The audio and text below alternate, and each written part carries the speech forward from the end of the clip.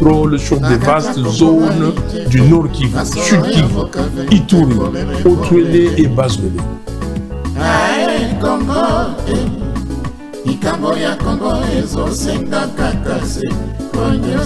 Philosophie, échanger tête, vous allez toujours namotane pour nous montaniser, bâtonner sur votre santé, n'allumer maintenant sur votre monsacaliser, baronner sur votre respecter, aux allez bas principe, yamana kanabino mongo ya baimbo kate.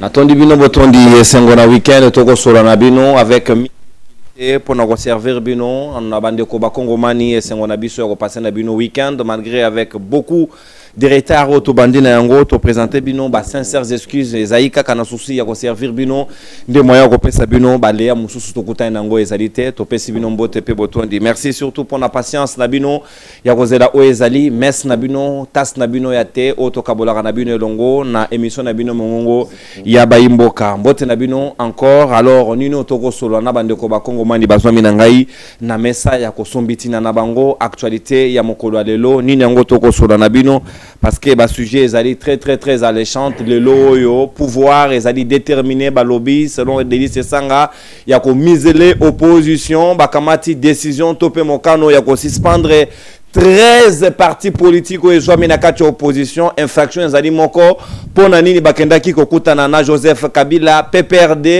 ministre ya intérieur a outu ko saisir conseil d'état pona ko dissoudre yango nde demande o bango basengi pona PPRD balobi sengeli o vrai sous comme parti politique na mboka na bisote ba ko considérer bango comme un mouvement insurrectionnel. Est-ce que c'est la dérive dictatoriale to ezali tyrannie o IDPS elingi ko instaurer na ngonga lelo to ko beta lisolo yango na bana mboka bazwa mina ngai na mesa ya mibale ezali masolo o esalemaki na sommet ya Paris o mokonza mboka azwamaki kuna ba collecter moi misolo de manière humanitaire pour nous soutenir République démocratique du Congo na situation ya insécurité pe ya désordre to ko vivre na partie orientale ya mboka na biso mais o ezali beaucoup plus préoccupante ezali au sujet ya réouverture ya aéroport ya Goma o esengeli ko se négocier entre Kigali na Kinshasa ndepona ko fungola na tina na yango. Qu'est-ce qui se passe exactement? Est-ce que sengeli na moto tandaki mais pona yesu soit pesa autorisation à réouverture ya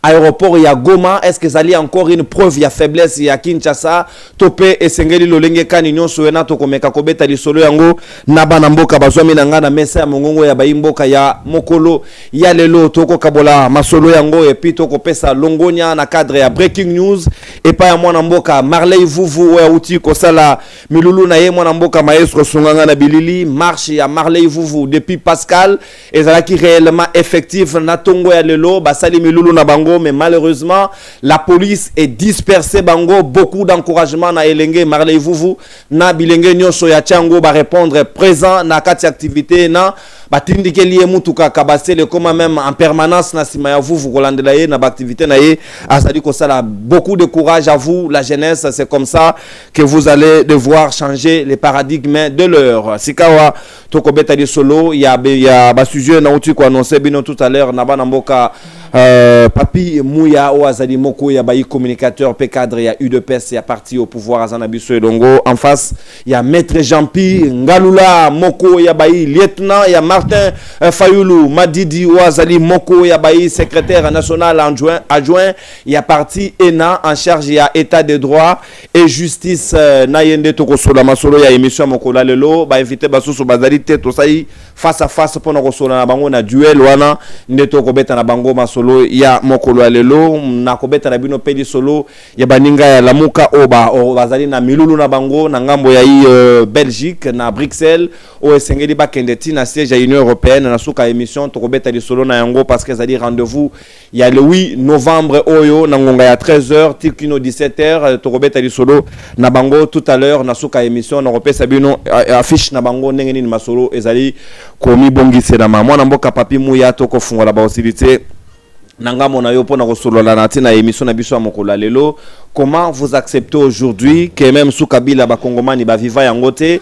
bino lelo IDPS au pouvoir chaque Chabani ou azali ministre ya intérieur ou azali pe moko na bino ya UDPS ako se livrer na o bakongomani balobi azali dérive dictatoriale au boko sala bakongomani lelo.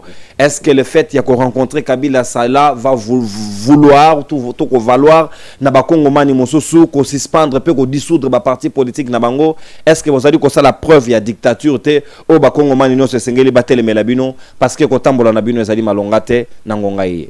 Merci beaucoup Nononkuru. Mbote na yo, mbote na moninga to kabola na ye plateau. Mbote na bakongomani nyonso o akolanda biso. Mbote na tata mokonzi ya ekolo Félix Antoine Tshisekedi Tshilombo. Ndima quand même avant na répondre na mutuna na yebisa bakongomani ba oyo espoir esilaki ba oyo babandaki kokana ke Félix Tshisekedi akosala eloko te ke makambu nyonso ananzela makambu nyonso akotambola lolenge tolobaki nasuka manda nalobi makambu nyonso eza kotambola lolenge tolobelaki yango lelo dollar oyo mutu moko te abandaki kopesa chance ke kokitaka lisusu dollar elungwa na 29 ti tango toako loba dollar esuki na 22 lelo lonkonya na gouverneur ya banque André Wameso oyo azalaki invité une fois de plus par les députés nationaux bao basengelaki koyeba lolenge nini makambu e akotambolela na oyo etali musolo na biso. Il a eu le temps d'expliquer, de donner une idée claire na ba oyo topona, mais pas seulement ça, il a lancé un message clair parce que batu bameki ko se plaindre que musolo na biso franc congolais eza komona na te. Je crois que d'ici là, d'ici les 3 les 7 mbongo kozala largué et que Congomani nyonso sengeli ayebelo komoko. Objectif principal et ça qu'on se caché derrière la politique propre et André Wameso Zanini kopesa lonkonya na musolo na biso. Notre monnaie doit avoir de la valeur parce qu'il s'agit de la République démocratique du Congo. Parenthèse, koyebisa batu qu'André Wameso a outil d'EPS. Parce que tant que batu ba yeshua kawa asali esimbite bolobi atala batu a IDPS awa asali dollar ikiti mama ya ndako yebisinga me papa toko sala ndenini toko tika la kaka na to ya 29 wana onabite mama ngai na kolukela yo dollar na futa ndako na dollar. Donc eza fierté pour na bisonyos na songeli mutuna utiko tunanga ya ba parti politique o ya nyamu nyamu olobi makamba parti politique PPRD. Je rappelle na batu bako landa biso qui existait avant Boye ya Joseph Kabila na pouvoir te. PPRD yeko existait tango Kabila komaki déjà na Kibokonzi. Donc eza parti mallette. À l'époque pourquoi? Parce que bazaki ko luka batu. PPRD bundi po bako na pouvoir te. PPRD yeko utande Bokonzi. Est-ce que vous avez ingratitude? Na lobi boye te. Eza likambo ingratitude te. Yo landela masolo na akoloba. Kabila atali. Na Kabila ndena. Atali. Oyo nyanga la kata. Nyanga la kata un condamné à mort. Non on gardera beaucoup de respect. Non s'il vous plaît. Non s'il vous plaît. Respect à vos téléspectateurs. Kabila, vous le traitez avec beaucoup de respect, s'il vous plaît. De la même manière, on traitera le président Félix et Rosa Sous na pouvoir. Botika langage ou la légèreté, ce n'est pas bon, s'il vous plaît. Tout Congolais ou tout Rwandais, tout tueur qui ne respectera pas les Congolais, qui va rester en train de tuer Nono Kourou, à intimider. Nono Kourou, en tout cas, je ne crois pas qu'on va nous intimider. Pourquoi nous, toi qu'on traite Yebongo? Toi qu'on traite Yebongo, pour bande qu'on a biso et sengeli bayeba, que makambo yako comme lelo na République démocratique du Congo, Joseph Kabila est pour quelque chose. Mais pourquoi esengeli ba kanga ba parti na bango? Esengeli ba suspendre yango parce que but principal ya parti politique eza nini? Eza ya kobomate. Mais lelo batu baza kokufa na est. Lelo bande qu'on a biso baza kozala violer. Importance nini ba parti oyo ezali nango République démocratique du Congo. Na lancer ki message moko nazana kati ya ko senga na bande ko nanga baza na diaspora. Nazana kati ya ko lancer bino ko senga bino eloko moko. po balobaka epa na ngai mupanga oyo bomeli nde bakobomela yo mupanga nini loba na chuluka lichette nzete oyo tuti muto bomi ye nango yango nde bakobomela yo pe yango de la même façon que Corneille Nanga Joseph Kabila Makenga de la même façon que bazako violer ba maman na biso na est de la même façon que bazako violer bana na biso na est boluka pe bana na bango na poto bo violer bango. Ça, c'est aussi la justice. Parce que aussi le Yoka. C'est ça les discours responsables. Les bons discours, c'est. Vous pensez? Non, non, les bons discours. Attendez, les bons discours, c'est permettre. Bango violer bana mike. Bango violer bana batumususu. Vous êtes incapable de protéger. Non, non, kandenge nini. Tango, mwana na yo, mwasi na yo, mutoza ko considérer. Pour moi, une émission, c'est bon. Toi, qu'on sait la en français. Bande ko ba bolande biso ba voir na bana na bango. Ça vous fait quoi de voir un père ou une mère qui voit sa petite fille se faire violer à sa présence? Vous sentez comment dans mon thème, quand ta fille pleure ou ta mère est violée à ta présence, tu te sens comment? Je crois que c'est la bonne justice. Oye sengeli to pesa na bato yo. A violaki modèle ba ko violer na koma, to landeli pe bana na bango to violer. Abomaki to landeli pe bana na bango to bomi. Ça va donner de la discipline. Mais bino bozo boti gouvernement. Olobi? Bozo boti sati na gouvernement. Na gouvernement, et bongo na gouvernement pour bota rater. Na règle. Na ordre. Donc je comprends rien. Na légalité. Légalité c'est nini? Ya mabota. Bah tu vas dans le gouvernement, bah ça na droit ya ko bota te. Il faut pas arriver à un niveau où on a pas na moni ba tumoko ko critiquer photo moko on est congolais na éviter et ça les ba auto ça les bango et ça les auto na na poto donc et ça le congolais moko o ya ko zo zemité o ezali soni bazwa zemi ngene na lobi boye nonoko kaka bino boloba kike ba ministre nyoso ya basi fachi a nommé baza ba célibataire nde ba obota baza na mibali bino baza na mibali mon problème de Binoni. Papa. Politique de Congo, comment on dirait bilanga. Moutounio, ça donne le droit. Donc ici, je suis fier de la décision prise ou de la lettre. Il y a un déco, Chakman Chabani. Oh, il y a Sengi Nabaoy Basengeli Kolongola. Ba parti politique, Balongola ba parti wana. Et ça a importance à ta mon côté. Politique.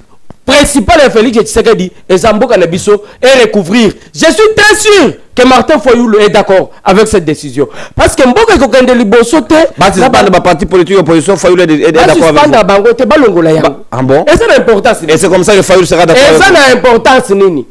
Et il dépêche à quelle importance? Oui. Il dépêche à quelle importance? Il dépêche pour arriver au pouvoir.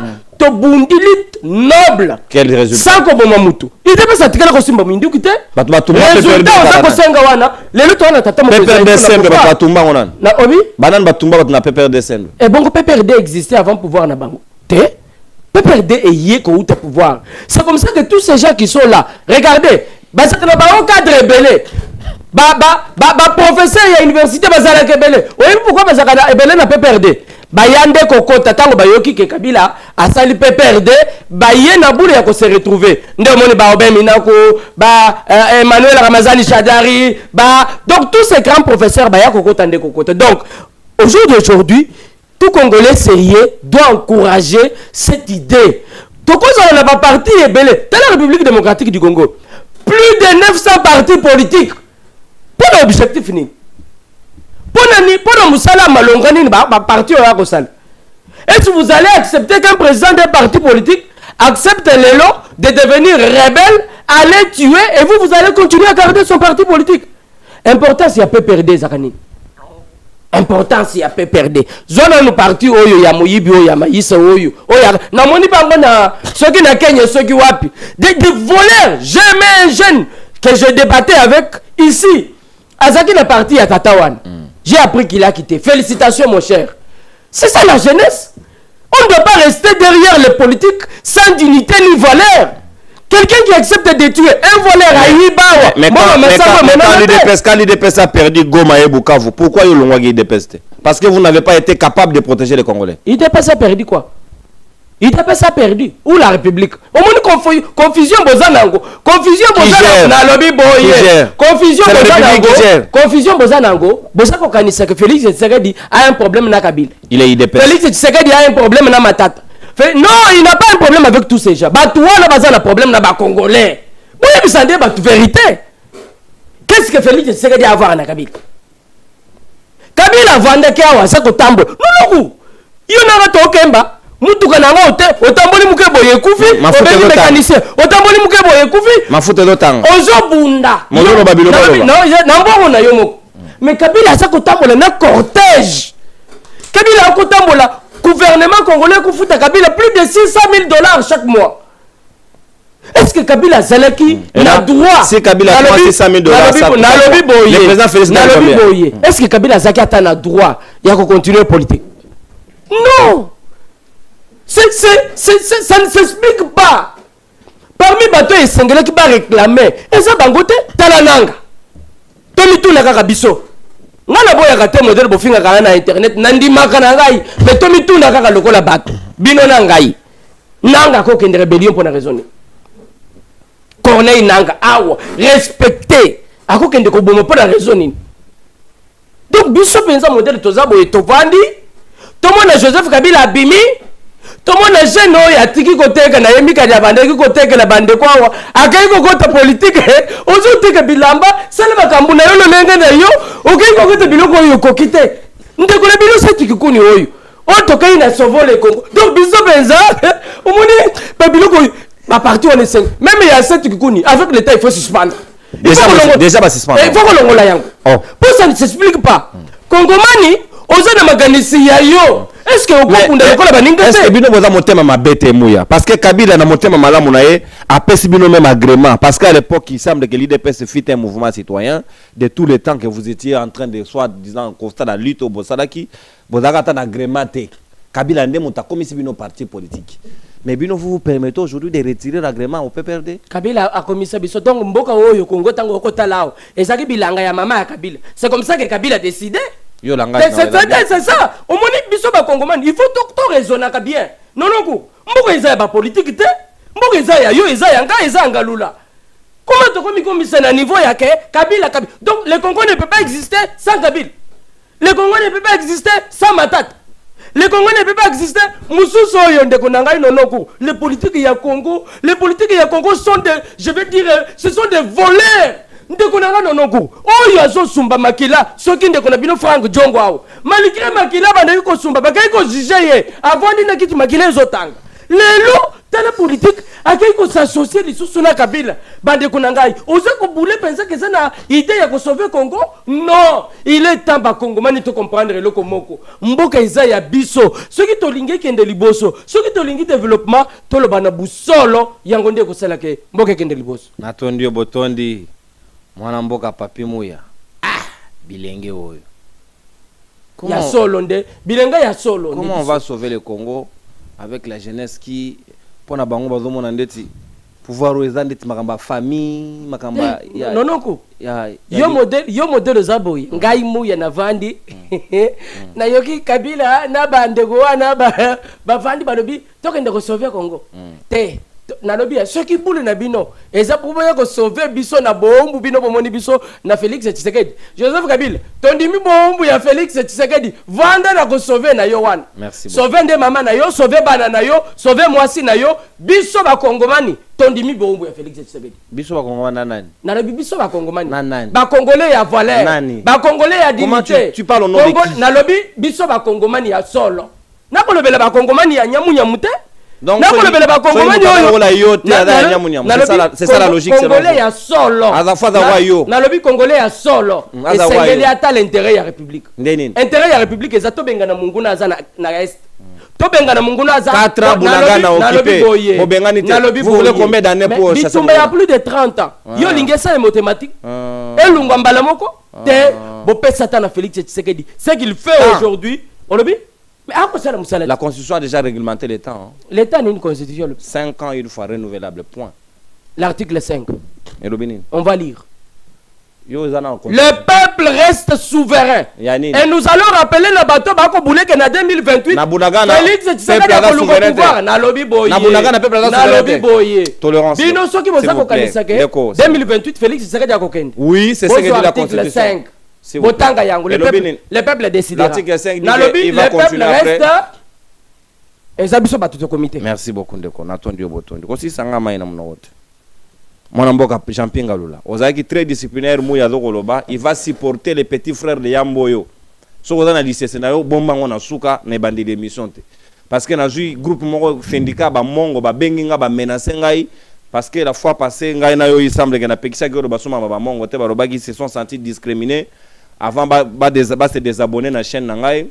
Ce que natika yo olo ba makambo et se pelisa bango. Donc ba mongo boza bande ko ngai je n'ai rien contre vous.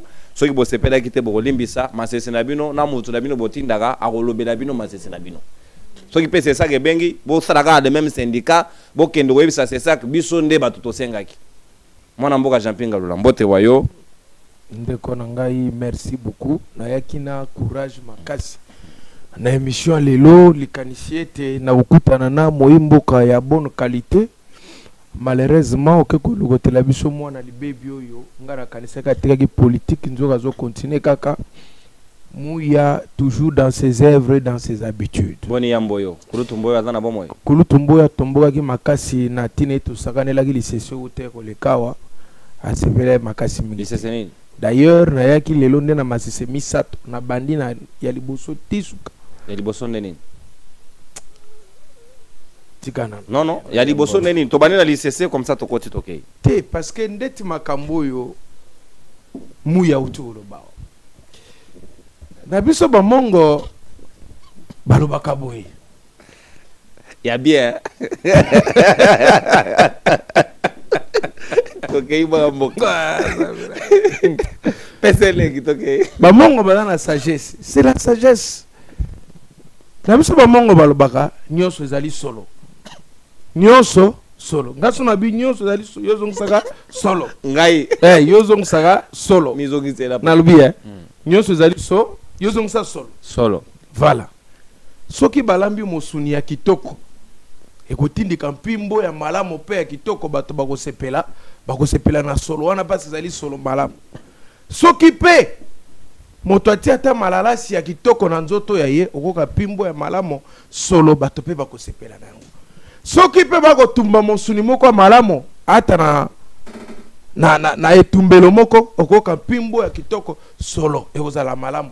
Bato pe bavandi wana bakosepela na yango. Mais soki omoni solo moko ebimi pimbo moko ebimi bato bakangi zolo babandi kotelema moko babebisi elongi seke mopepe na bobebisi evandelo ebimi wana ali lokola idepes mopepe na bobebisi evandelo mopepe na bobebisi evandelo ebimi ya bimaka na sima na lokito mingi te akobima penza ndango ya bimi nga bato bakangi miso bakangi basolo babandi kopanzana eli kolakisa nini bandeko pamba te bakozwa biso ba mongo lokola ba impoli mais non mongo ali moto na sagesse yoka likambo ezala siko tosala nini na idepes solo ya malamu ezali mauvais ezali bonne gestion ya ekolo soki gestion ezali malamu ndeko nanga ekosangisa ba ikongomani tokovanda esika moko soki mpimbo ya bokambi ekolo yali malamu mingi bato bakovanda bato bakosepela na yango mais soki mpimbo ya evandeli na kati ekolo ya kotambwisa yenda na ekolo ezali malamu mingi te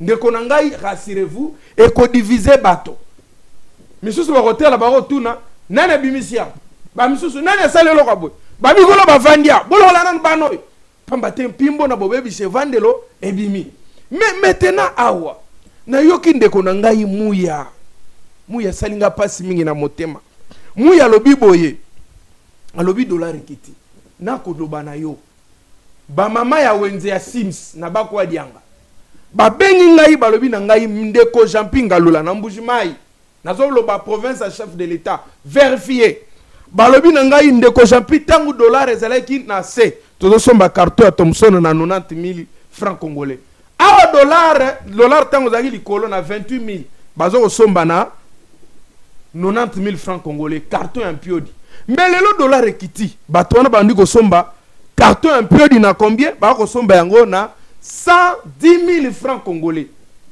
ba mama balobi ndeko lobela biso pasi ya kosakana na ngote muya comment peux-tu nous expliquer nakana ba province mususu na province na bino moko Kasai comment dollar ekoki kokita biloko emati e bato ba combien en difficulté à kolia ya ko vivre normal en quoi est avantageux pour na peuple o ezali choko bazo kotia biso papa choko bazui penza hydroquinone bake kotia na gestion okamba dollar bapakoli biso na nzoto. Rassurez-vous na lobaki moto na dollar bomba dollar na yo kolanda mascara choko te okolela mbongo na yo eza nango ya mado oh soko lula dollar na buto ko regretter mbongo na yo.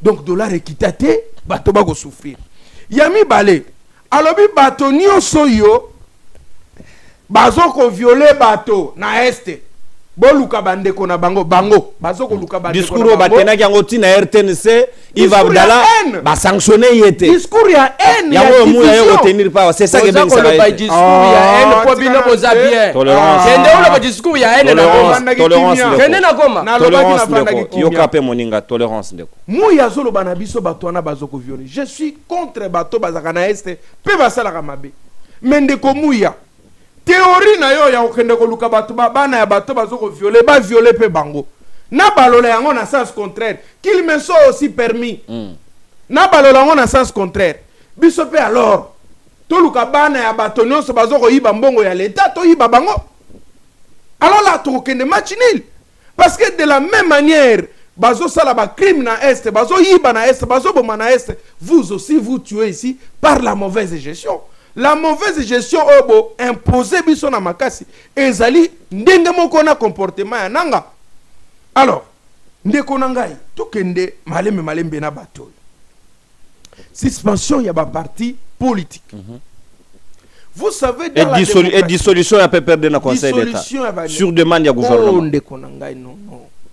Mais inazuka mawa ko senga Kabila bolimbisi 2012-2013, bah, suspendre parti à Roger Lumbala. Nous étions ici. On a fait des bruits à la télévision avec l'IDPS.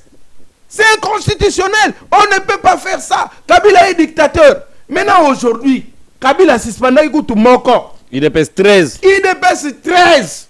Parlementaire. Tobenga Tshisekedi dictateur. Tobenga démocrate. Na rappelé na Mouya. Allez lire la notion de la démocratie. La démocratie a ses piliers. Parmi les piliers de la démocratie, il y a ce qu'on appelle le pluralisme des partis politiques. C'est ce qui montre qu'un État a la démocratie. Parce qu'il y a pluralisme des partis politiques. Mais maintenant, awa, bino beaucoup de fondements, il y a pluralisme des partis politiques. Autre chose, le 20 mai 1990. Tant que tu était Tshisekedi wa Mulumba a fait qui Mobutu alobi désormais un père ezali sous ce parti est athée. To basculer maintenant na principe il y a pluralisme ba parti politique. Mais ndeko nangai. Lelo bino boye bobandi ko détruire pilier la démocratie wana. En dehors de ça, il y a l'existence de l'opposition. On ne peut jamais parler de la démocratie dans un pays sans l'existence de l'opposition. Mais ba parti politique wana peto que ne peut toujours pas. Mais ba kobo il fatigué et essaie mi koufela nango kala. Ba ke pesa ngo gaz. Il y a un secrétaire général, il y a parti, il y a José Makilana. ADT. Bon, il y a une distraction au Saranangote. Tant que la PPRD a une existence comme ça, est-ce que PPRD existe encore? À tous à la sérieux. Tout le monde va travailler à Camiselo, Camiselo Péawa, tout le monde a Babolien, il y a Tantebois, à Gevan Nanda. Et Tigali Ndengoan. Bon, et Tigali vite. Tsozo kende zo seti kikuni bana tigala yemoko okoko zoba oyoyo mais papa babiloko yo déjà existence nango yango moko za déjà obsolète donc za nango na tina okende soute ko renforcer boko clouer yango mais est-ce que yango babiloko bo condamner Kabila ça n'a pas arrêté Kabila ya ko sala makambo zo ko sala to condamner nanga et arrêter nanga te. Vous pensez qu'avec suspension de parti politique il y aura quelle solution dans le pays? Rien du tout. Ndeko Mouya, rassurez-vous, ce que vous êtes en train de faire aujourd'hui, Ezali Mabé. Mouya, ce que vous faites aujourd'hui, Ezali Mabé. Ngala ko mo sabino to na théorie moko misato. Yoka théorie to gomina. Ce que to kutani na motazo ba makambo lokola yo Mouya. To gomina makambo misato ko lobanayi. Somba boato, yekola nage, bota masala. Ya mapapu, elingi lobanini. Elingo laksanini. Je suis à ma béoy. Borokima. Souka na bino. Borokima biso tokim. Borokima. Tokende wapi? Pourquoi? Ndetoko omoni makambo wana banini. Omoni makambo balobi boye. Omoni makambo bokanisaka wana. Ngai Muya nakima nakima nani? Mboka eza ya tata ya nani ya mama ya nani? Eza mboka ya biso nyonso. Tokosilana. Kosa na jete. Merci. On les a tout bolota. Boni Tanzanie. Bolota ka. Maire wa Tanzanie. Omoni maire wana Tanzanie nga pakati mbango. Na lobi hein. Yoka na bisayo. Na Madagascar. Omona na Madagascar. Na Syrie, il y avait un grand dictateur. Il est où aujourd'hui? Yaya. Botama papu. Somba boatu. Yegola nange. Po mokolo wana kozala la fin du monde. Ozolota. Okoluka mabele au midi. Ozolota. Pas de menace. Pourquoi? On menace non non ko azolota. Ndeko c'est la tournant. Comment c'est la tournant? On va passer au basi. Non non, ça méchant. Comment ça? Makambo ya bimisi ya somo na monoko ya ye olobi. Non mais ko bangi sape moto te yoko ya na motambo na ete. Na ko bangi sa ye pona koloba na ye abanga pour que basala malamu na ekolo na biso. Ndeko non non, ba parti politique oyo. L'infraction est individuelle en droit pénal. Ah oui. Vous comprenez? L'infraction collective n'existe pas en droit pénal congolais. Ça n'existe pas. Si c'est Jean-Pierre qui commet l'infraction, on sanctionne Jean-Pierre. Si c'est Fayoulou qui a commis l'infraction, on sanctionne Fayoulou. On ne peut pas admettre une responsabilité pénale collective. Ça n'existe pas, Ndekomouya. Où avez-vous tiré cette responsabilité pénale? Est-ce que Okoye Bisangai, Kamisel Ozana Makamboana, dites au moins que beaucoup suspendre Kabila, poursuivre Kabila. Mais les partis, ezali composition à Batebele. Personne morale. Est-ce que vous avez vu ici à Kinshasa, PPRD, Nazo Kote la Bangote? Est-ce que vous avez trouvé PPRD à sali manifestation moko Yamabe Awanamboka Nabiso contre pouvoir en place? C'est Kikuni, Omoni en Salini. Ndekonangai, pourquoi Bozo Sala Makambu ya modèle à Sony Boye? Pourquoi Bozo Sala? Vous avez quel intérêt à faire ce que vous êtes en train de faire? Mais Bino Bokenda na l'île de Gorée, où est Kozonga, Basala Bino le côté? Kabila Zalaka Soba. Il y avait des partis politiques là-bas, non? On avait sanctionné qui? Lorsque Tokai Genève, Toye Kozonga, on avait sanctionné qui dans l'opposition? Lorsque Kash et Salemi Awa na Kenya, on a sanctionné qui? Mais Ndekonangai. Et le kobino boko sala lelo, boye baete, boko lo nanguba ya mobeso. Ya kokalinga te ya mobeso, rassurez-vous ekobotaka. Metango kobota, yekola nange. O yekoli nange, soko yebi moni nange ko yekoleza musika, Ndekonangai somba boatu. Soko somba boatu te, bota masala ya kopumbwele nango mokolo wana. Pamba te, population na biso ezali na soni ya kotala makambo. Bozo étouffer démocratie. Comme dictature, comme une cannabis. Et de plus en plus, acte bozo reposer les lobbies, bon, quand ça malam. Bozo initie ça Félix n'a pas place token de dialogue. Pourquoi les gens veulent l'attaque? Mais quand on veut la paix, on n'est pas dans la provocation des uns les autres. Pendant ce temps, oh biso tozo luka cohésion nationale. Tu sais que des luka érosion nationale. Mais bino bazo akize bino ko za approche na ye. Vous ne voyez pas que Mouto Bokoki ko linga bo sunga ye, ye moko lingi ko mi sunga te faut tika ye na ba responsabilité na ye. Biso to ko sunga Tshisekedi. On n'est pas avec Tshisekedi. To ko sunga ete. Biso to ko sunga nemboka.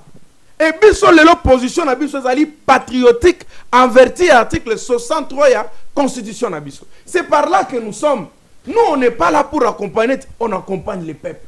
Imaginez-vous aujourd'hui, est-ce que la moto, ce qui biso pe eside la muka awa, to pelisi moto lelo, ndeko non. Mais mboka ngoni so kei nango, ennemi a cause reine.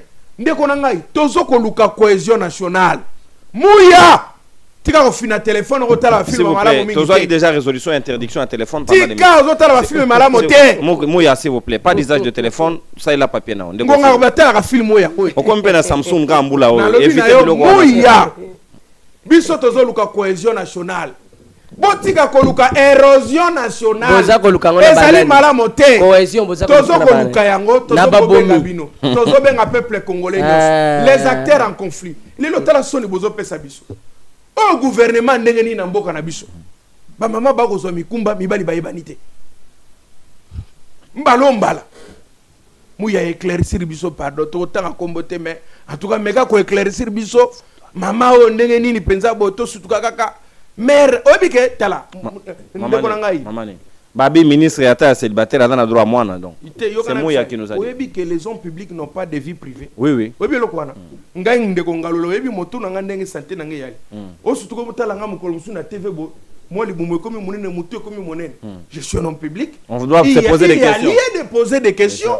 Mais comment ngalula ko comme aboy? Pour toko ça n'a pas ça pour des raisons diplomatiques. Ah mais oui, aussi toyebike ndenge zawana tu faut toyeba ba ministre na biso basi basaka na mibali. Papa wana toyeba ye. Mais pourquoi ça fait papa wana ko botisa na nous sikote parce que nous avons des enjeux. Régime ya Maria, gouvernement Maria. Yesu kaka molimo mosal te kiti likolo. Gouvernement oyo. Tata ya bana wana koyebana. Comment ça? Non, non, non, non, s'il vous plaît. Non, non. Oh, papa. Ça, la pose ça, papa, là-bas. S'il vous plaît, pardon. Zongana sujet. Zongana sujet. Mokolo la mokolo. Bozo bota pour aller. Bozo bota pour aller. C'est ça, pays en guerre. Pays en guerre. Pays en guerre. Ah bon, bota. Ba Maria. Ma Maria. Papa Yesu, Papa Ange Abimela Ebichie, au robot à Moklis, Mobigi école. Nous avons besoin de voir ministre Mobile, na moi si ministre moi si na molongani oyaye et ko sala biso mbalam. Mais et là qu'on a chité na ko silisa na ko interpeller le président Félix Tshisekedi Tshilombo. Mukulumpa. Mukubwa. Mbuta. Bokulake. Muze. Muze. Mina sema. Ngambani. Monoge tube. Monoge zabe. Munde. Munde. Na lobby viens nangai. Pouvoir ici la ka. Mukulumpa. Pouvoir ici la ka. Pouvoir ici la ka. Et si les peignons sont piou. Et si les totalement. J'ai peur que bateau zana bango le lobby. Baloba même langage bakomi ko loba pona Kabila. Ba manipula kibiso. C'est lui qui gérait tout. Nous, on ne faisait absolument rien. Comprenez le régime qu'on avait. C'était un régime dictatorial. Il y a ça que la motote. Il y a ça la makamundenge nae. Bateau bazaba mabaluka ntangwa. Bakena kotika Mobutu na Maroc. Bae ko zonga. Bazu musée batiki na mausolée. Bayambi Kabila totondi yote. Kabila sekona biso. Kabila kei. Mende alobi na biso alobi. J'étais manipulé. Ah! Nathalie Longia Mende. Nazu ba vidéo à kala Mende. Nathalie Mende bien. Tato azaki manipulé à solo wana. De la même manière que lobby ba mouya ba kolobana ok, ils étaient manipulés. C'est le moment de faire bien. Vous n'avez pas l'intérêt. Vous n'avez pas l'intérêt. Merci maître. Bako sayote président de la République nazo ebisayo sonye zalaka makati soko geraki mabe. Merci. Et puis awa babu yo kolanda bangote. Congolais tondaka te. Congolais azana ingratitude na motema na oya ye. Bakobimisa na ba secret musu ya lokuta ngonga wana okoma même dans l'impossibilité ya ko réagir sur yango. C'est le temps. La solution à tout problème aujourd'hui, ba parti politique, ba Kabila, c'est autour d'un grand dialogue.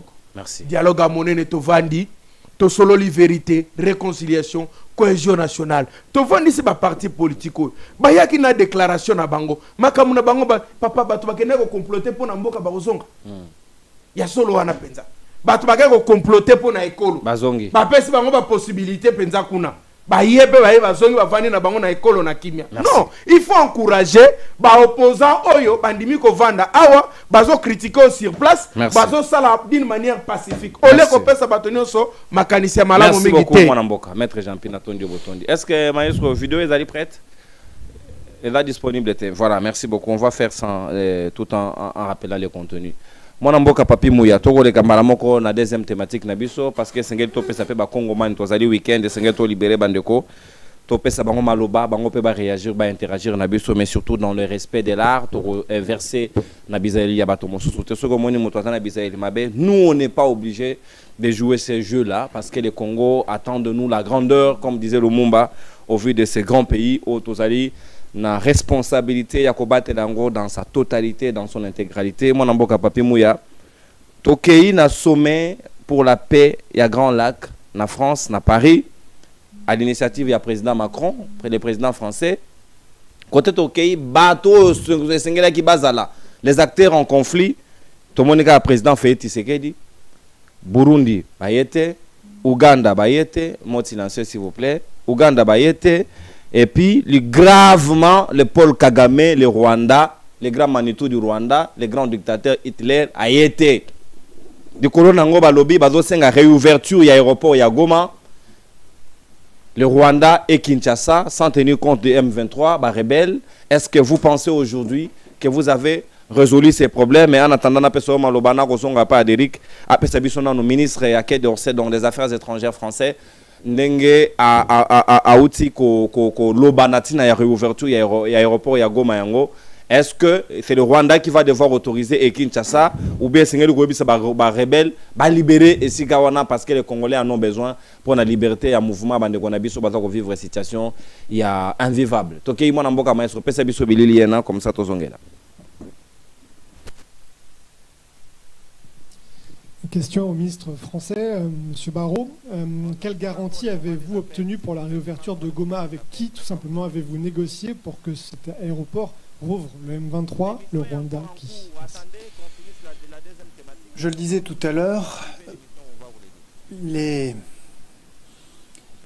important, essentiel, de lever les financements internationaux pour apporter des réponses aux populations qui traversent de grandes épreuves et de terribles souffrances.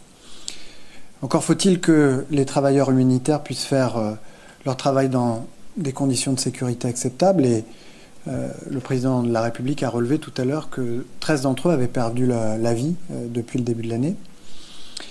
Et encore faut-il que les voies d'accès soient ouvertes. Et c'est la raison pour laquelle les médiateurs américains et qataris, de même que les autorités congolaises et rwandaises, souhaitent que ces voies puissent laisser entrer ou puissent s'ouvrir pour laisser entrer l'aide aussi massivement que possible. Cette conférence internationale a été l'occasion d'accélérer les discussions sur ce sujet qui vont se poursuivre dans le cadre de la médiation qatari, avec une impulsion nouvelle qui aura été donnée ici depuis Paris. Oui. Ok, résumé. Alors, la médiation, il y a Qatari, Kinshasa, na Rwanda, bah souhaité réouverture, na Rwanda, oui, bah na Kigali, bah souhaité réouverture, il y a aéroport, il y a Goma pour la reprise, il y a activité, la zone occupée par l'ennemi, et si Kawapi, franc-congolais, a dû circuler avec beaucoup de difficultés, au regard, il y a la suspension, il y a la banque au bisoto saliawa, moi, n'amboka papi mouya. Est-ce que vous êtes d'accord? Va fungola yango, ba rebelle ba banda mobilité avec autorisation à Kinshasa na Rwanda. Est-ce que vous ne pensez pas que tout ça est à demi-mesure? La solution serait batuba sur la définitivement et puis qui met totalement dans ces zones occupées. Merci beaucoup Ndikonononko. Merci Nayo. Naza ko profiter avant de répondre à la mutuna. Naye bisande ko Jean-Pierre Lula iloko moko. Na ko rappeler batuba ko lande biso que Jean-Pierre Lula aza avocat. Mais il y a mutuaza ko tangele biso ba français o ya ke infraction eza individuelle il y a mutuaza ko lobele biso aye biso bana na biso baleki na biso baza ko violer na Goma. Qu'est-ce qu'ils ont à voir na makambo ya politique? Qu'est-ce qu'ils ont à voir? Oyebi ba vidéo moko to utaki kotala yo na ngo dernièrement. Oh c'est les jeunes, c'est des papas et des mamans qui n'ont rien à voir avec la politique, qui sont tués. Qu'est-ce qu'ils ont fait pour le mériter le Kouana? Il faut arrêter de présenter les choses comme si vous aimez beaucoup plus le Congo plus que nous. Non. Et ça le Kouta. C'est lui qui aime le Congo. Fait un pas pour la paix. C'est ça que tu sais que tu fais. Yoko le bête que Olingaka Congo. Entre-temps, makanisi na yo. Et ça que présenter et loko moko ya mutuyete. C'est là qu'à un moment, nazalaka beaucoup trop d'accord na lolenge ya kosalela ya bande kona biso mususu ya libanda. Po biso tango tokolo toyebi ke bande ya libanda, ba wana continue quand même moi musolo na Congo. Ti lelo bazoti. Lelo bakomi ko ya koluka musolo a omoni mususu abasambisi ye, azui mundu ki akei ko brake banga pombongo ezonga ko. Totika likanisi wana, oza libanda ya mboka oza Kongomani. Contribution na yo pombo kende liboso. Qu'est-ce que tu fais pour permettre à la République démocratique du Congo à gagner Bitumba Oyo? Bitumba Oyo yesu Tshisekedi te boyebi yango. Que vous soyez de l'opposition, que vous soyez de la majorité, boyebi que Félix Tshisekedi n'a pris qu'un engagement, il y a aussi le sango libelle. Parce que à koka ki pe kozo engagement, il y a que va s'arranger modèle Gaga Mabana Kosala na Kabila a bénéficié d'avantages na ye atike Congo et Koufa. Mais Félix Tshisekedi dit non. Pourquoi ne pas voir les choses de cette façon? Quelle est la mosolo ya aide humanitaire? Nazozo Alikambouana. Congo bato passe.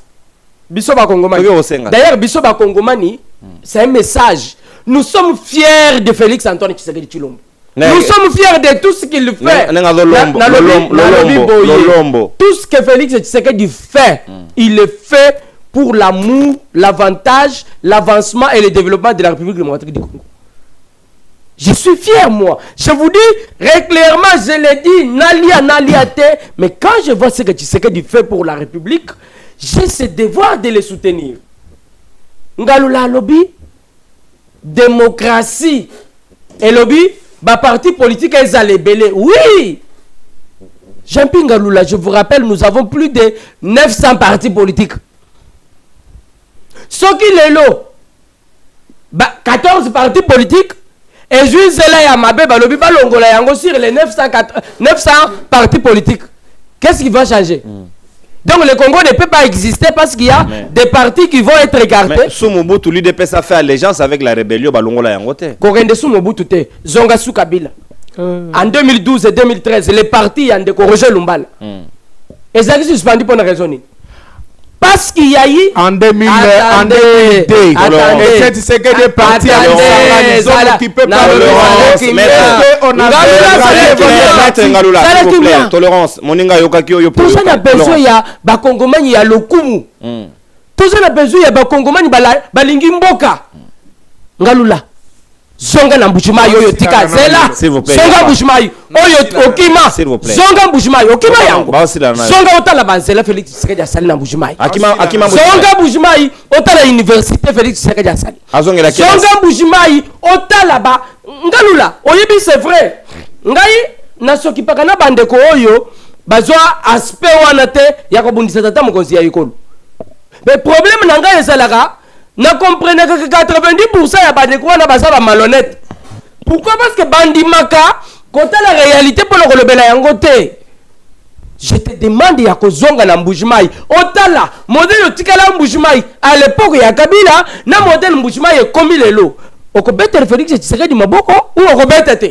Est-ce que parce qu'on est dans l'opposition tu as le droit de tout refuser? Non. Non. Et bata na université batongeli bande kona biso na Mbujimayi. Mais ya tanga ndenge nini Ngalula à l'époque. Abanda ko vanda na ba boîte ya manzanza. Comment? Abanda ko tanga na ba condition nini? Mais kende le lo Ngalula. Kende utala. Il faut être fier. Tanga likola nido. Yo ayebi ulolengeni na tangeli classe. Lelo il faut avoir cette fierté au moins de parler de la République. Il faut pas tout refuser. Oui, nous n'avons jamais dit que Félix Tshisekedi est parfait. Non. Mais regardez ce qu'il a fait à Kananga. Vous avez eu l'occasion de voir l'université à Kananga. Attendez la image. Je vais faire province par province. Ouais. Est-ce que vous avez intérêt à tout refuser? Jean-Pierre Ngalula, si on te posait la question, depuis le début, il y a mandé à Félix Tshisekedi à Liboso, ti a Otoza, nini ya malamu asali. Est-ce que tu peux avoir Nalobi Boye Baïbissima projet, il y a 145 territoires. Je vous dis, exilité, exécution, et ça qu'on continue, l'autre est ça parmi les provinces constitutionnelles. Mais Bassima Baïbi Nalobi Boye Kimoyebi, attends, attends, les bandits, et Zalaka. Ce qu'il faut faire, c'est quoi? Ce qu'il faut apprécier, c'est ça. Et pas junior petit, bah non, bah il ça rasima, pas qu'un. Donc ici, Jean-Pierre Ngalula, yeba eloko moko, mboka isa biso nyonso. Toza na intérêt mon côté ya kobundisa, muto ya za kobunda pombo kende liboso. Omoni ngai par rapport ya position ya Martin Fayulu, à ce qui concerne Batouana bakenda ki Kenya. J'ai apprécié, j'ai félicité Martin Fayulu. Pourquoi? Parce qu'il a compris l'avantage qu'on a de garder cette unité qu'on a à l'interne, de se battre pour que le pays soit libéré, que de lutter pour les postes politiques. Ah, ça, j'ai apprécié. Fayulu Balouké Libino habite dictature, Nabino Bongo instauré au sujet des partis politiques, ça n'engage que vous. Ça aussi, vous devez encourager. Fayulu Balouké Libisoté. Fayulu a perçu position. C'est ça la démocratie.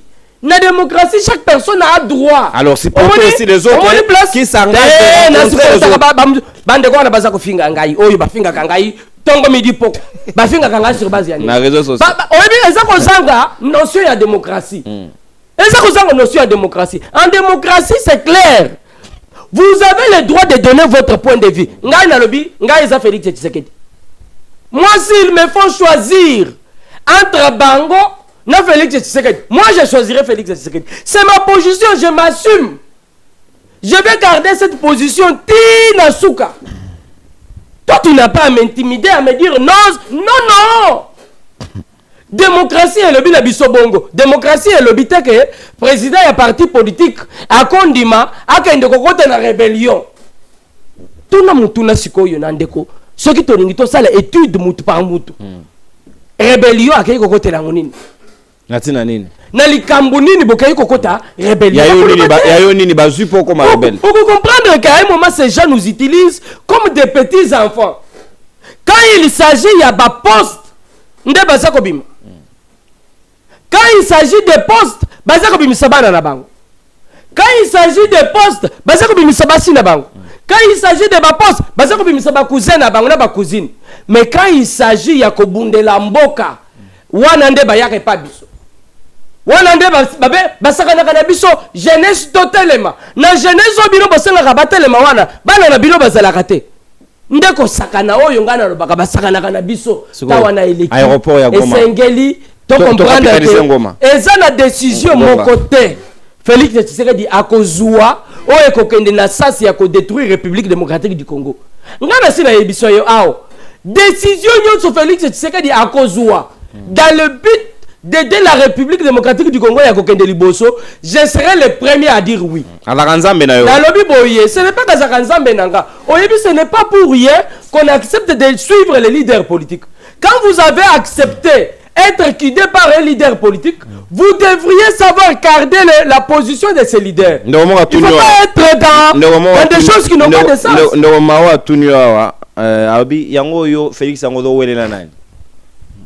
Nazo wele na bao balingi mboka te. Ba Congolais ya qualité ya mabe. Ba Congolais oyo bateka bo moto. Bande ko nangai. Ngai nandima. Na yebisa bino ke na kipaka te. Botu na nanu ndeko na biso Frank Diongo. Est-ce boko ndima ke Frank Diongo lelo a ondima ke ndeko soutenir Kabila. Parce que na aventure na bango ya sauver le Congo oyo. Leader Jean Joseph Kabila. Bande ko nanga to raisonner. Na poser un problème te, je vous comprends des fois. Je comprends vos positions. Mais il faut payer le moko. Pourquoi nous avons accepté de soutenir Félix Tshisekedi? C'est la grande question. Binobo poser biso. Ce n'est pas parce que vous êtes dans l'opposition ou parce que vous suivez quelqu'un qu'il vous a interdit de réfléchir. Non. Vous avez le droit, comme il met, de réfléchir, de vous poser la question de savoir. Depuis le début du mandat, il y a Tshisekedi. Type là, Satozao. Ni Asali ya Malamu, ni Asali ya Mabe. Est-ce que ces opposants que nous avons aujourd'hui, des soi-disant opposants, parce que opposants, il y a Malamu, il y a qualité, il y a Malamu, qu'est-ce qui reproche normalement, sincèrement, à Félix Tshisekedi? Il y a unité nationale. Unité, on a un dialogue, comment tu as un dialogue, na muto et mubomi? Comment beaucoup de Félix Tshisekedi?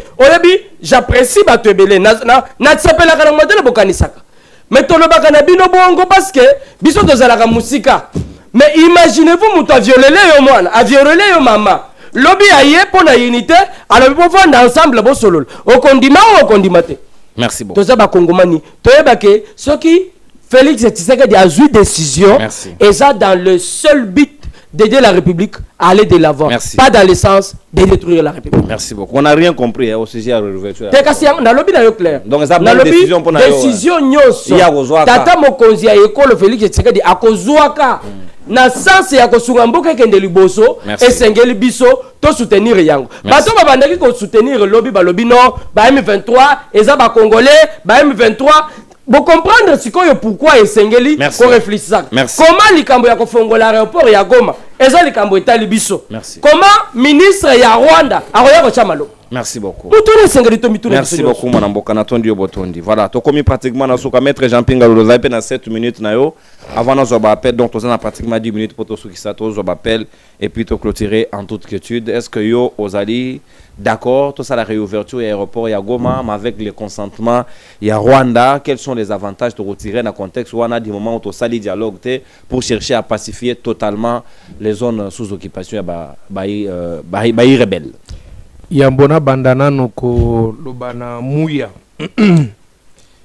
na yungola moke maembu muya lobi na ngai lobi ndeko ngalola azo kopesa impression lokola yenda lingi Congo mingi. Effectivement ndeko na ngai nazo pesa impression te mais na lingi nde Congo mingi koleka yo. Parce que soko yo lingaki Congo mingi koleka ngai il fallait koyeba ke ba vendeuse ya poisson na marché ya Benabi Pemba na kati ya Bakwa Dianga bazokolela province à chef de l'état bato wote kampio na Kasai na marché ya Bipemba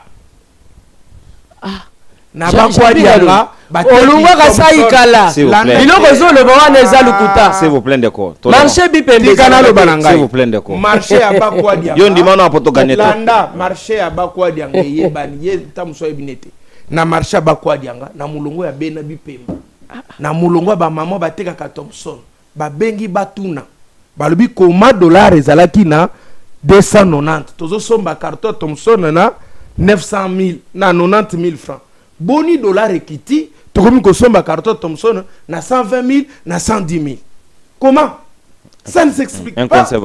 Inconcevable. C'est là où je vous dis que moi j'aime beaucoup le Congo plus que yo. Alobi ngai nazalaka contre Kabila na ebiso talanga na ebiso ngaba nikanga fimbu moko na kapela na ngana kufa mbali bosona mona fimbu ndenge wana tipe mekei suis ba nikanga fimbu à mort. Mais aujourd'hui on ne peut pas être cautionner le mal. Nazali contre Kabila pour la gestion mabé à 18 ans. Nazali contre Kabila pour avoir volé le pouvoir du peuple avec le peuple Sabino Bareselin. Nazali contre sois calme. Nazali contre Nanga pour avoir organisé les élections Yamabé et Nanga témoin à Dili Yamroyi va pouvoir ya peuple lui qui n'est pas victime. Il y a complot wana et il s'est permis à aucun de vos armes. Je suis contre yé. Anga ko sala lit le la biso lit pacifique le la biso to lo baboy. Parce qu'il y a comme un canal où ils ont utilisé pour la balkanisation de cannabis, je suis contre lui. Nazali contre Kagame et je le condamne. Gaza Logola, José Makilate, à Babili Mounologan Tabania Kouti Savo. Le Banabiso Mboranini, il y a José Bandia qui est de gauche. Moi je vous dis, c'est le Rwanda qui nous menace avec Kagame. Et je suis contre Kagame. Pourquoi Kagame? Kagame a déstabilisé RDC. Mais dans tous ces cas-là, je vous dis, bazo tikala ba congolais. Et comme étant congolais, de konanga tikala kosimba que la meilleure solution c'est le grand dialogue national. Wana faut tenir yango. Skoto ke malemi. To kene na makambu ya ba parti politique bona otiko na oki mabe ya bato IDPS na ebisaka yo. Réflexion chichampalisée. Et loko nazo telemelaka yango. Réflexion génétique. Agénétique. Réflexion cuitologique. Réflexion whiskologique. Amélie whisky te aeko yao. Problème toza nango ezalini. Mu ya yebite na rappeler yo. Cop ya rébellion banda na IDPS na mboko mo. C'est une révélation. Tu te trompes. Non sila na. Tu te trompes papa. Na otangisa elelo. Ay kebisa na kabuya. Cop ya balkanisation na ya guerre. Moto liboso banda ko sala rébellion na mboka na biso ezali Etienne Tshisekedi. C'est faux. C'est faux.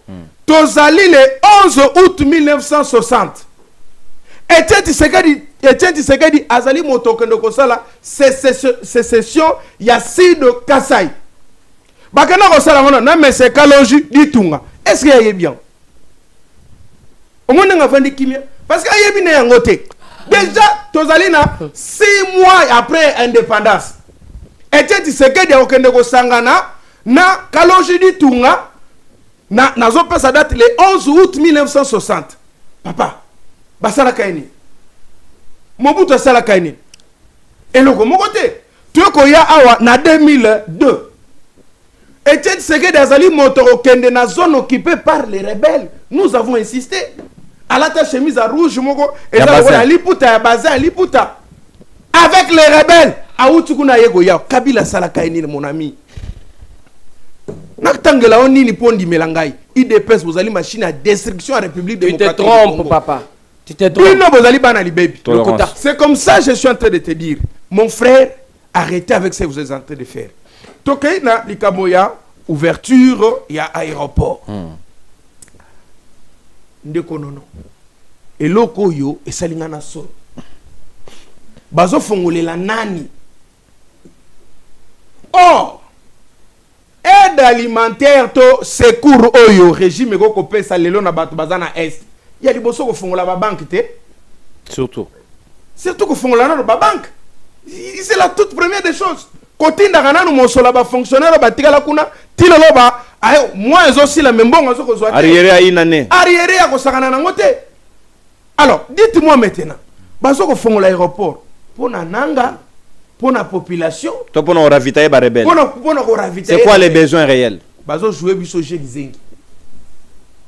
Tu sais qu'il ne comprend pas que bazo ko jouer biso jeu Kizengi. Ouvrez l'aéroport ici, vous verrez comment Nanga peut arriver à Kinshasa. Sans dialogue. Ouvrez seulement cet aéroport. N'osez pas.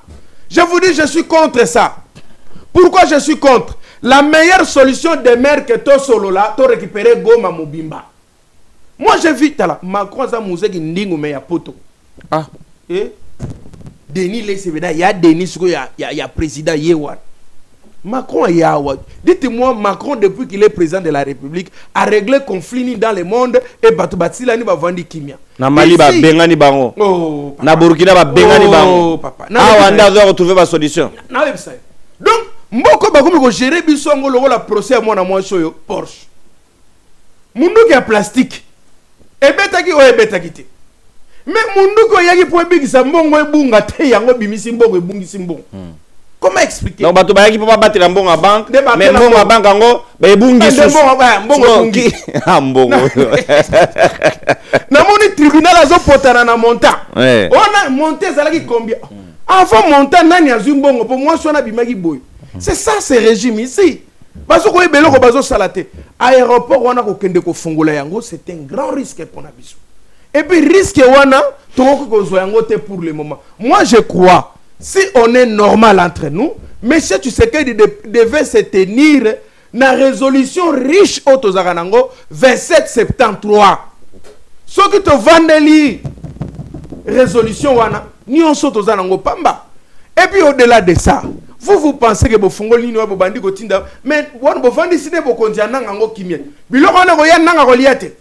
Parce que nanga pas na zone occupée. Mpio de nanga zuya. Donc mpio de wana ko ya aide alimentaire nanga liate. Tant ba ko ya nanga ba pesa na. Ba ko saisir. Nana ko kabola yango. Non non d'abord nana ko so boye nana ko sécuriser yango parce que nana ko sécuriser ba yibate pour kabola ngo malam. On est en train d'aider qui? Yango na lobaka na yo. Et connaissant la communauté internationale, ils peuvent trafiquer les armes. Oh, nana tuni yo. Tomona monisco na minerai. Nazo tuna yo. Avion ko ya kotika aide alimentaire ozonga nani? Vide. Vous jouez avec la communauté internationale. Mais ozonga na ba minerai. Obi eloko zalia wa Félix ne comprend pas makambo biso tozo kende ko lobaka na ye. Communauté internationale a talibo yoka révélation. Communauté internationale est talike kobimisaka ba minéraux banzela ya ba oyo ti ko kendaka nango ba Rwanda écoutez ka kana mulai trop tokene na mumbenga na biso yo tokene ko yebisa bango mumbenga fonga na biso eloko yo mumbenga nena mumbenga Congo no Congo mumbenga laxini na mumbenga laxi yumate wana terme oyo na chiluba na mompono ba pesaka moto ayesika na kope bleu mobali moko ayoko ta wada bleu mumbenga so mumbenga za nani eza biso Congo parce que tokobi lokola ba mumbenga moko boye mutu no so ko monter stratégie na ye et puis tokoma na combien de sommets tokoma na combien de processus. Merci. ndeko na ngai dialogue ndeko zala ya liboso dialogue te dialogue yango na lobi dialogue te ndeko zala ya liboso azolo ba dialogue omona yebi lolenga na yako sala okozwanga kuna yo ba dialogue oza ko mikosa galula yo nanga to yebani oyebi ngai na kotangisa yo eza ndenge na bino na ko vandisa yo wana na ko tangisa yo na lobi ngai na ko tangisa yo lolenga nini ya ko na lobi na ko tangisa yo balobaka nini émission a to ko bosa kolingana lo bango na yebi politique na bino na yebi politique na bino te soza mo na yebi omoni mo tele zabo eza la journaliste eza la mutu ameni na yebi bino ba shoshwan galula naza mulakisi yo za avocat sala musala na yo ngai na ko sala yanga ya kotangisa olobi lisolo na lopoto balobaka nini eza lisolo te émission eza na lopoto ou bien eza na na lobi émission eza na lopoto ou bien eza balobaka dia nini te eloko za kozela wani koya te na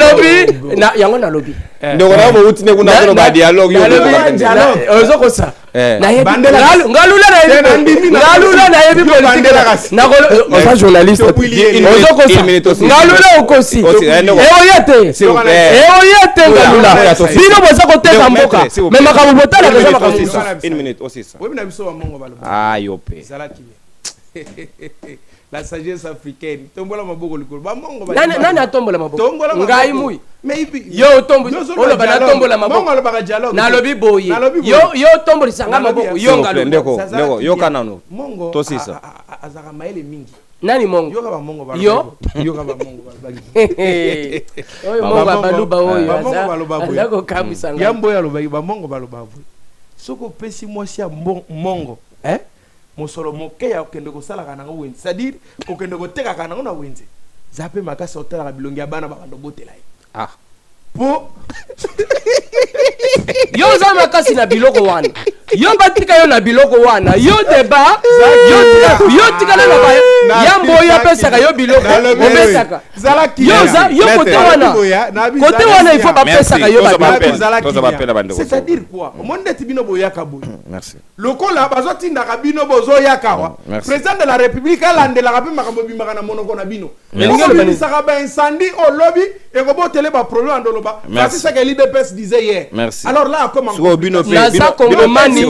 j'ai le droit de réfléchir. J'ai le droit à cette réflexion. Attendez. Donc, toi, tu réfléchis bien par rapport à moi. Et qu'est-ce que tu veux dire? Oui. Qu'est-ce que tu veux dire ça? Qu'est-ce que tu veux dire? Oui. Donc, réflexion na yo, na lobi boy. Réflexion na yo des amalamu. Na te bimisambongo. Porte-monnaie za na elo côté bimisande mbongo. Bimisande, trika kozongisa yango bimisambongo. Ndeko, s'il vous plaît, to sama seke na bino. Vous avez affaire à un professeur, monsieur. Ah, s'il vous plaît, autant que ça. Attention, monsieur. Ce n'est pas à toi de me demander. Oui, s'il vous plaît. Mbote mwana mboka obengi biso ape komonani. Mbote ndeko nono, mbote na ba invité na yo mana gichicher mutabengi ya. Ah, Barbacool. Tokei mwana mboka. Barbacool. Be invité no so ba yebi. Tokei. Ouais, na yebi obi débat ya lelo déjà face à face mais ça nga ba chat de poule ko yo ga makambo. Jeune frère na biso wana zoloba. Na ebité 10 ans passés azalaki na Kisasa to azalaki na kwenini ya Congo. Muya na comprena ye azoya po ayekola mefuko yekola bien. Ndeko Congo ça appartient à tous les Congolais. Yo zoloba geno. Muya paysage de téléphone. Aussi na kana nonso ya Félix asalaka otombola mabo likolo pona Congo. Par exemple, net nini. Okomi kotanga université na Mbujimai. Net gratuité et enseignement. Équateur. Gratuité. Ce qu'on peut singa parole na ko citer nyonso s'il vous plaît. Papa. Nous allons inviter to benga yo ko répondre te papa. Il faut que na éthique na plateau. Baloba te bilamba mabe keba. Wana mutu akolanda azako menacer mutu akoloba achubi ndeko s'il vous plaît zwara poto gagner temps oui tokei mwana mboka OK ndeko wana fu ayeba keno bato abenga ka mboka na biso wana ezalaka trahir toujours ce n'est pas pour mal je m'excuse moi pour le langage na loba. C'est pas grave. Et ça passe pour n'importe na biso. Et là pour des provinces balinga ko déshabiller Congo. C'est notre frère qui est là en plateau avec ma frère Nabiso, il y a Est. Mouya, Foyeba, Moubak, il a fait 2 ans dans Rwanda, en 1996. Wana, Yozalagi dans village, Oteka Bachibelebele. À quel au salari? Ça. Papa. Ngana ambula kisi. Wana non. Restez élégant aussi vis-à-vis de. Non, s'il vous plaît. Yo mona azote ka tibelebele. Ata yo moko. Non. Bongote. C'est un grand vendeur Yakabri ya tibelebele les petits là. Non, s'il vous plaît, Non. Barbacour, s'il vous plaît, tolérance Barbacour. Restons élégants. Kosiligate na bibo kutombe na jeu ya muyate. Il peut jouer un jeu bino boko motombe na kati. Mbotende ko bengi biso ape komona. Oui, bonjour, la bienvenue à partir de la France.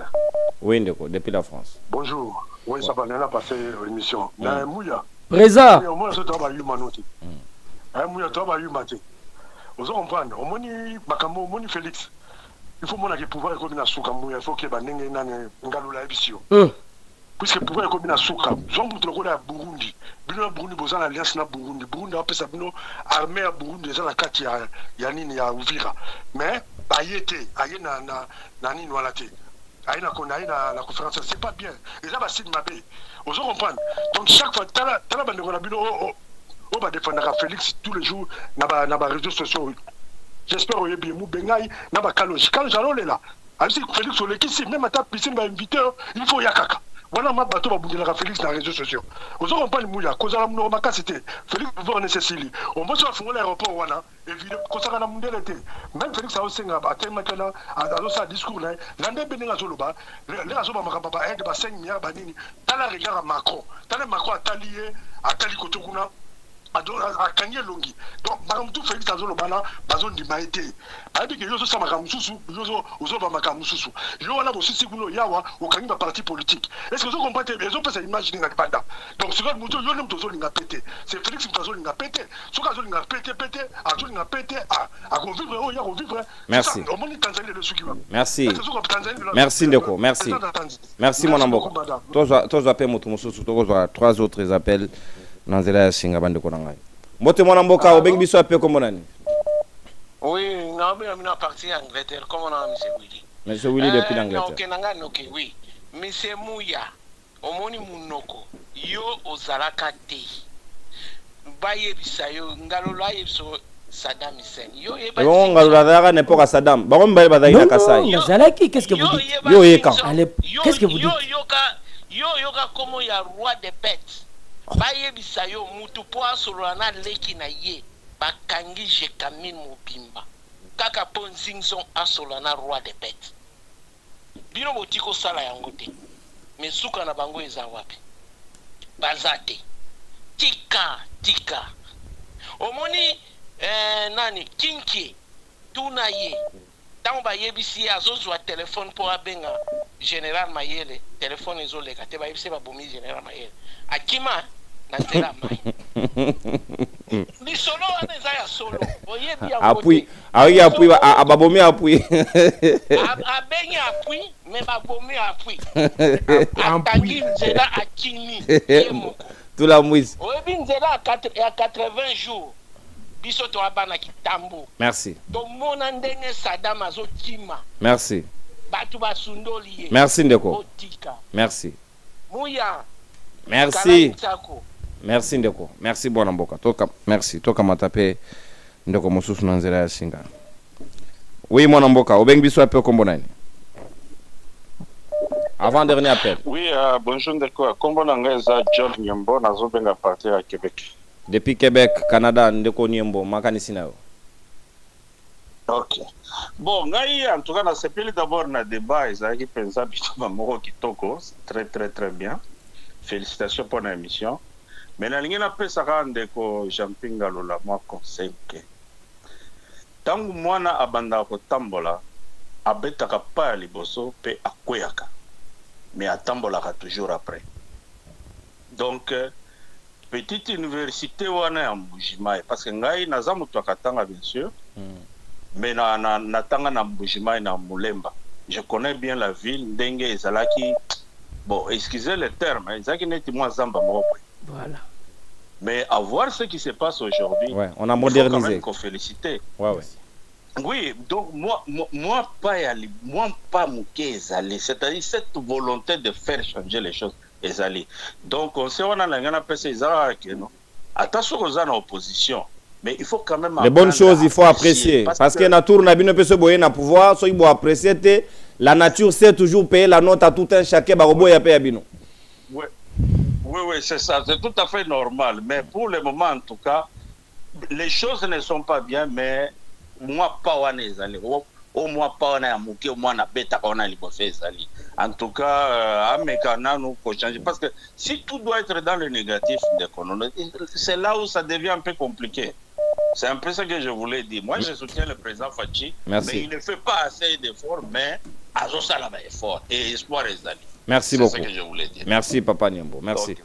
C'est votre point de vue, nous respectons légitimement, c'est comme ça la liberté d'expression. Togo Soukisa. Mbotendeko, Obeng Biso appelle comment on. Allô? Oui, Ndeko, en direct. Obeng Biso appelle comment on. Oui, Ndeko Serge. Quittez ça moi volume, baissez-moi décibel mon quai à télévision pour un retour. Ndeko siko Simbia. Ok, ouais. Makani Sinao. Ndeko nono en tout cas félicitations l'émission na yo diaspora mobimba en tout cas tolandaka yo papa. Tozolanda tokei. Donc ndeko muya na ndeko nanga mususu en tout cas félicitations basa ba jeune bazo révolutionner peuple congolais surtout jeunesse congolais. Donc toza ko pesa bango penda main forte na diaspora ba kinde liboso. Mais eloko moko na koloba pa na ndeko muya ndeko nanga yi président na biso tozali sima na problème na biso ba Congo tozali ke mboka ekinde liboso susu na biso yango wana mais l'autre sokamwa président est capable ya kosisa embouteillage ngaye na bemba électricité mboka oyo ezangi électricité eza impossible na ko ba pe bonga donc na suke pe wana tika bandeko mususu. Merci beaucoup Ndeko. Merci Ndeko. Tozwa moto ya suka na nzela ya singa to siri sima yeso bongisela nga affiche poto to clôturer s'il vous plaît Zeda. Moto Ndeko to suki sina yo bengi biso ape komo nani. En tout cas Ndeko na bando benga depuis kala. Mbote ngana bengi bino a partir ya Angleterre. Ouais mon mboka. Papa ngai na lobby boy makambango ya Congo e ba analizo tozosa na ba radio ba télévision na omona e community tosala nani maseki ya ngadia na soki nani elombe. Ce n'est pas ça. Ce monsieur là en cravate rouge n'a évité ce qu'il a appartenu. En tout cas permettez-moi le terme, ce monsieur là ne raisonne plus franchement. Vous lui reprochez quoi exactement? Dans cadre décidé. Écoute, cadre décidé. Ok, voilà. Il y a décidé Moutunabango ya Martin Fayoul. Il est versatile. Il ne sait pas ce qu'il veut, il ne sait pas ce qu'il fait, il est versatile. C'est ce monsieur-là qui vient, il veut nous dire comment il diriger le pays. Moutunabango. Quand il bazalaki na ba conclave na bango ya 2018 dans quelle constitution de notre pays et l'obaki que nani après 2 ans en tant que nani basa sa élection après 2 ans oui à part nani après kozala nani président 2 ans nani mutu mususu ya kozwa nani présidence de la République dans quelle nani constitution bon. Il dit que Nani Félix, il est là, il ne sait pas ce qu'il fait. Et bon, article Nini Lobby Félix a changé la constitution. Article Nini Lobby que Nani Félix a changé la constitution. Ouais. Voilà. Article O Félix a changé la constitution. Et article O on ne peut pas laisser notre constitution et à la net passoire. On a mal au article. na lobi boye. C'est écrit dans la Constitution. Article ni ndio kwa. Est-ce que Constitution a raison papa? Le voisin a raison. Est-ce que Constitution est boy? Merci mon amboka. Oui, la Constitution ne donne pas un mécanisme de son changement. Et l'article 5 dit quoi? Non. L'article 5 non. Merci. L'article 5 de la Constitution na lobi boye. C'est ce que j'ai dit. Écoutez, attendez. Qui devrait décider sur le changement ou la révision? S'il vous plaît. Moi, il faut que ça Constitution ne Maître Jean-Pierre, s'il vous plaît. J'ai dit, lisez l'article 5. S'il vous plaît. L'article 5 envoie la réponse à cette question au peuple. L'article 5, j'ai dit, cette souveraineté s'impose à tous. S'il vous plaît, Neko, non, conclusion, s'il vous plaît. Non, non, conclusion aussi ici. Maestro, pesa la fiche, Neko. Oui, ben, tu vas s'il vous plaît. S'il vous plaît. Tigalo yenge tovana no na pesa ni yo pesa tu minute asuka pesa na fiche to sisi na sengi zera na pesa bino na pesa bino 1 minute ya modela pesa nga fiche na mupompo buta na bino mba yo ngalula ye muya to ke inde ko pesa nga fiche.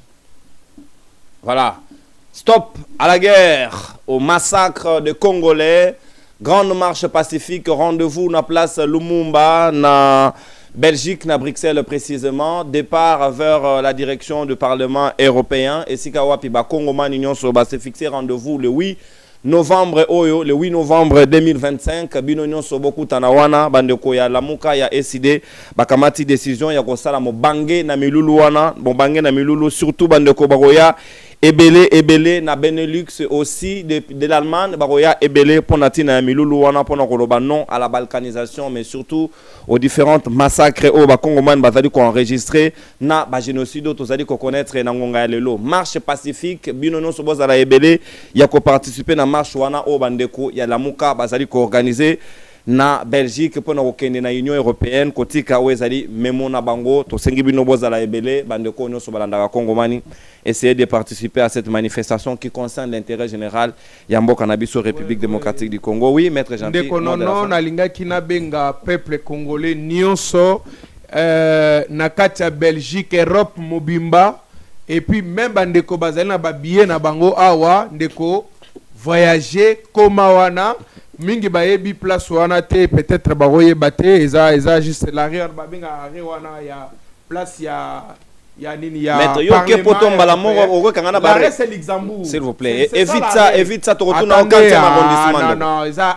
l'arrêt s'appelle Luxembourg donc montonio so rozala wana le 8 novembre congolais nyonso ya SID partout kozala toko déposer memo congolais nyonso ya SID ya Congo o azali komona pasio Congo zo mona lelo zala wana ndeko memo zala déposer déclaration monene ko 10 secondes mona mboka moya to si 10 secondes en tout cas pas de débordement nazali ko profiter lelo le 1er novembre. Oui, au moins na botama le 28 c'est mon mois. Ah, donc le 28 c'est l'anniversaire. Acceptez que je puisse souhaiter un bon week-end et bon début à moi il y a novembre.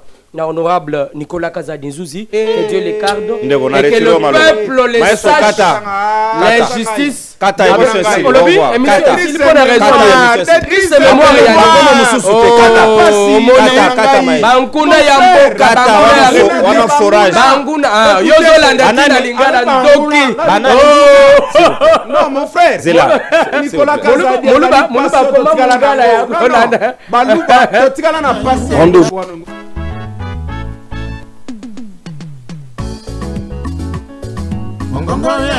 Rendez-vous Bayi Kongomani Ezaka Moko émission na bino Yasika Mongongo ya Bayi Mboka o ezali présenté na mwana mboka ndeko nononko jamais au grand jamais tant que le président de la République. Aujourd'hui, le pouvoir de Kinshasa n'a aucun contrôle sur des vastes zones du Nord Kivu, Sud Kivu, Ituri, Otuele et Bazwele.